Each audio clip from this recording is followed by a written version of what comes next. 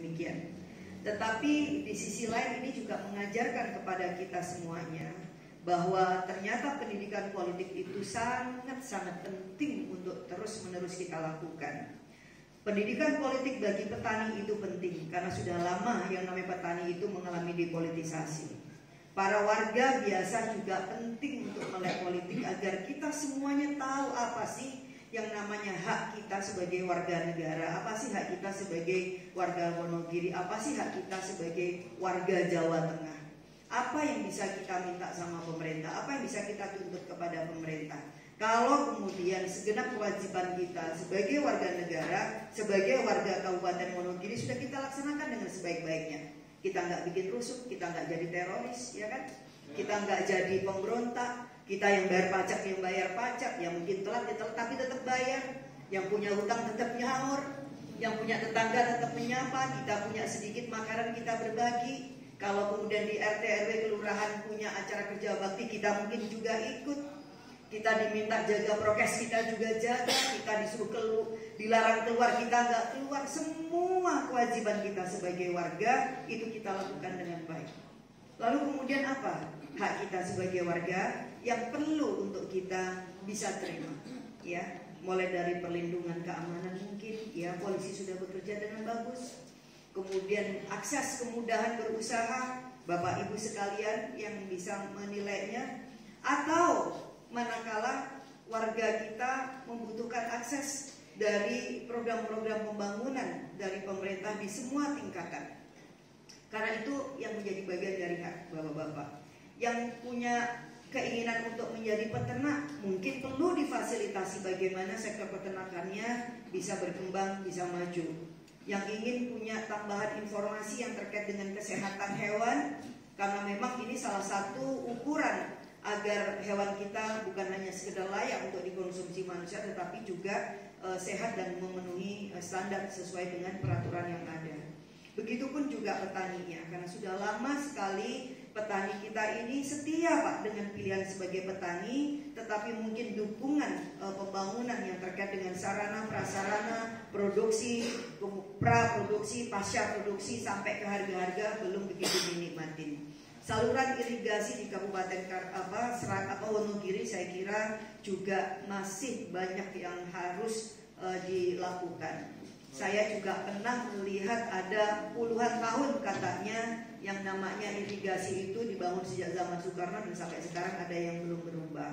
Belum lagi misalnya ada tempat-tempat yang terkena pencemaran, tetapi juga ada limbah industri Pak, yang itu kemudian berakibat kepada sektor pertanian kita dan lain-lain. Nah, ketika penjenengan semuanya punya DPR seperti saya, Kang Nahno dan teman-teman yang lain, yang kemudian kita ingin memberikan kemaslahatan itu, membuktikan bahwa Bapak tidak sia-sia memilih kami, tidak sia-sia memberikan dukungan ke Mbak Dulu, ya kan? Tetapi ternyata bab tentang politik ini masih terus berlanjut, ya. Kita masih ternyata punya urusan bagaimana kita bisa memahamkan pihak pemerintah setempat bahwa kerja pelayanan dan hikmah kita kepada rakyat sesungguhnya merupakan sesuatu yang tidak bisa kita tawar-tawar.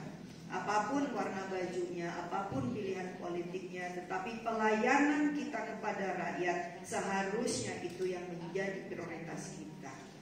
Bupati dari PDIP monggo karena dipilih oleh rakyat Wonogiri, tetapi pelayanan kepada rakyat tidak boleh membedakan apapun pilihan parteknya.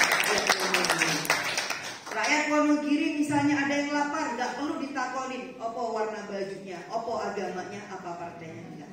Peternak petani Wonogiri yang memang punya hak untuk akses program dari saya seharusnya juga demikian. Orang perlu dibedakan dan ditanyakan kira-kira kemarin dia milih siapa, partainya apa, agamanya apa, Muhammadiyah atau NU, ya kan, hobinya tiwul apa enggak dan seterusnya. Inilah yang mungkin perlu dikabarkan kepada saudara-saudara kita yang lain, bahwa kenapa misalnya di tahun ini juga dengan sangat sedih kita masih punya hambatan-hambatan birokratis seperti itu. Jadi di tahun ini Pak Saiful, apakah ada CPCL kita yang lolos dari Wonogiri? Yang pertanian nggak ada. Nah, pertanian tidak satu pun, nggak ada satu pun. Peternakan juga nggak ada satu. Nggak ada, gagal. Jadi begitu, Bapak-bapak. Ayam ya. aja nggak lolos. Jadi ini bukan Mbak Lulu apa wes lali sama Wonogiri, enggak Pak. Ya, nggak ada ceritanya saya Wonogiri, karena apa? Kita tumbuh bersama-sama, ya. Kita tumbuh bersama-sama. Kemarin itu sedih bareng-bareng, nangis bareng-bareng, ketawa bareng-bareng, capek, susah, bahagia bareng-bareng. Kalau saya ke Wonogiri hawanya agak sedikit emosional, Bapak. Emosional itu bukan apa-apa. Kita ini gemes karena Masya Allah, saya tahu banget bagaimana dulur-dulur saya di Wonogiri. Saya tahu ujung ke ujung, sampai Parangkubito, sampai perbatasan Pacitan. Kita mengerti, sampai yang kemudian di pinggiran Wonogiri bahkan. Ketemu juga Bang Adikem yang 15 tahun di sana. Gak ada tangan-tangan pemerintah datang. Padahal itu di belakang kantor bupati atau pemuda setempat. Bapak-bapak itu punya hak semua untuk pelayanan kami, ya. Tetapi mudah-mudahan ini bisa disampaikan kepada saudara-saudara kita untuk bersabar. Saya tidak tahu, kesabaran sih menurut saya tidak berbatas. Jadi kita terus bersabar, tapi terus kita berupaya sedemikian rupa. Kita bangunkan inisiatif-inisiatif lokal. Nggak ada dukungan dari pemerintah sempat. Sudahlah, bismillah, nggak paten. Tetapi petani tetap berjalan, ya. Pertanian kita harus produktif.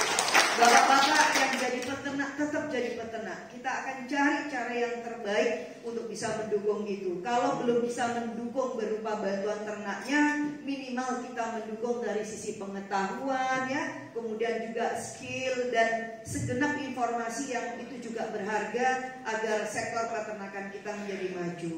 Bapak-bapak sekalian yang saya hormati, di tempat yang lain dulu, kalau kita ini ingin punya pelatihan seperti ini, agribisnis pertanian, peternakan, itu nggak ada yang gratis, Pak. Kemarin itu saya bilang di Karanganyar dan juga di Sragen, untuk bisa mengikuti pelatihan yang terkait dengan ekspor produk-produk pertanian kita, saya lihat di medsos itu tarifnya 3 juta.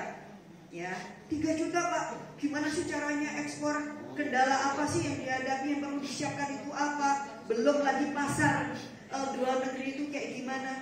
Itu Mbak Lulu datangkan bahkan narasumber yang punya pengalaman ekspor, yang punya pengalaman ngurusin ekspor. Bahkan Mbak Lulu undang atas atau perwakilan pemerintah RI kita yang ada di Amerika, dan pesertanya cukup datang dengan niat baik alias bagus. Nah, ini kalau kemudian memang tidak dimanfaatkan dengan sebaik-baiknya maka sayang. Jadi kesempatan pertemuan seperti ini ya Bapak Ibu sekalian, ya, saya kira ayo kita manfaatkan sebagai tempat kita untuk sharing, untuk saling belajar. Terlepas dari bapak-bapak ini mendapatkan manfaat langsung atau tidak dari yang sebenarnya bapak-bapak berhak untuk dapatkan, tetapi pilihan apapun yang bisa kita lakukan akan kita lakukan. Banyak inisiatif-inisiatif lokal. Saya kira perlu mungkin dihadirkan juga kapan waktunya Pak Saiful, Pak Nawir, khusus untuk Wonogiri, mungkin BRI, mungkin Jasindo, ya, yang mungkin dengan adanya skema pembiayaan yang berbiaya dan bunga sangat rendah itu bisa dinikmati oleh petani atau peternak kita. Jadi mulai yang nggak tanpa jaminan, ya, mungkin Mbak Lulu yang bisa menjamin itu, sampai kalau kemudian membentuk kelompok maka bapak-bapak, ibu-ibu bisa mengembangkan sektor peternakan, ya, sampai ke usaha dagangnya, sampai macam-macamnya melalui pembiayaan mungkin dengan biaya bunga yang sangat rendah, karena Komisi 4 yang meminta kepada bank-bank tersebut bisa membantu petani kita. Nek ono masalah itu kita ikut akan bantu untuk menyelesaikannya juga. Karena kita mau bantu sapi juga nggak bisa telur sapinya, ya. Mau bantu kambing aja ya udahlah, nggak usah sapi yang gede, yang cilik-cilik aja sapi, yang kambing nggak boleh juga.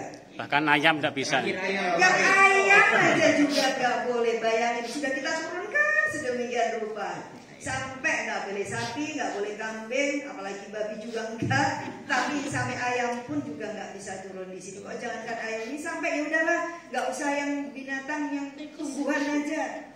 Ya. P2L gak boleh juga Pak. Padahal itu pemanfaatnya adalah rekan-rekan kita dari NU, dari Muslimat, dari Fatayat, bahkan ada yang pemuda tani dan seterusnya. Begitulah Bapak Ibu sekalian, tetapi kita tetap semangat ya. Tetap semangat, dengan semua tetap semangat. Para petani, para peternak harus justru kuat. Pergerakan kita harus saling menguatkan satu sama lain. Bismillah. Dulu ketika negara itu belum ada, yang namanya petani itu udah eksis. Ribuan tahun sejarah pertanian itu ada. Petani-petani itu yang membuka sejarah suatu peradaban. Nah, ketika posisi negara di tempat di mana kita sehari-hari hidup belum begitu berpihak kepada panjenengan semuanya, yo gak apa-apa wes. Tetapi kita tunggu suatu saat nanti ya. Kita tunggu suatu saat nanti, mungkin tahun-tahun yang akan datang ada kebangkitan kesadaran di Wonogiri, dan siapa tahu arah politik itu bisa diubah ya. Arah politik itu kita ubah untuk apa? Melayani rakyat. Pak Menteri baru kemarin bilang, jangan pernah main-main urusannya dengan rakyat. Jangan main-main urusan dengan petani. Jangan main-main kita dengan urusan hajat hidup orang banyak. Nah, bismillah, saya kira begitu Kang Narno. Jangan patah semangat, lakukan tugas kita dengan sebaik-baiknya. Kalau perlu, monggo 3 anggota DPR yang ada di Kabupaten Wonogiri menjadi alat kontrol bagi kebijakan pemerintah setempat yang kurang menguntungkan bagi para petani, peternak, dan jamiah kita semuanya. Nah, saya kira kalau itu yang terus kita lakukan, sekurang-kurangnya rakyat itu merasa didampingi dan ditemani. Sekurang-kurangnya para petani dan peternak merasa ada yang ngebela. Tapi kalau kemudian situasi seperti itu kita kok diem aja, kita juga ikut-ikutan menggerak, ya wis wassalam ya. Tapi insya Allah kita berani ya. Tapi kita tetap semangat. Kita tetap mengedepankan budaya adiluhung. Kesantunan kita lakukan, tetapi proses-proses kelembagaan petani peternak kita dengan inisiatif kita sendiri, dengan kemandirian yang terus kita pupuk bareng-bareng, belajar bareng-bareng, baik melalui saya atau tadi disampaikan ada pelatihan gratis. Nanti satu saat kapan kita ada mendatangkan lagi ahlinya, mungkin langsung ke tempat bapak-bapak, ke kampung bapak-bapak sekalian. Insya Allah Wonogiri tidak akan ketinggalan dari kabupaten lain. Amin. Terima kasih. Monggo sarang-sarang kita buka ya acara BIMTEK kali ini dengan memohon ridho Allah Tuhan yang Maha Kasih untuk kita semuanya dengan bacaan basmalah. Bismillahirrahmanirrahim. Semangat Bapak-bapak.